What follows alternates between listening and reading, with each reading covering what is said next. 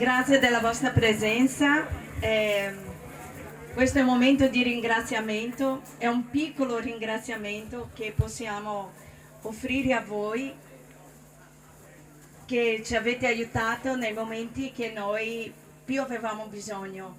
Quindi se noi siamo qui è soprattutto grazie anche a voi. Una festa per ringraziare la comunità e i tanti sostenitori che le hanno aiutate. Madre Aline e le altre 11 consorelle, fuggite dal convento dei Santi Giacomo e Protasio a Vittorio Veneto nell'aprile scorso, hanno voluto festeggiare così, nonostante la pioggia battente, le tante persone che si sono prodigate per aiutarle nella loro nuova vita dopo la fuga.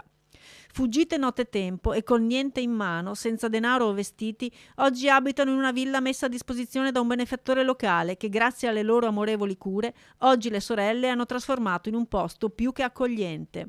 Quando sono arrivato qui per la prima volta, ci racconta uno dei donatori, questo posto era messo male e credevo non ce l'avrebbero fatta. Ma l'incredibile spirito positivo e combattivo di Madre Aline, l'ex badessa venuta dal Brasile, ha trascinato tutte quante e ora le sorelle curano l'orto, pregano, cantano, tutto nel nome di Dio.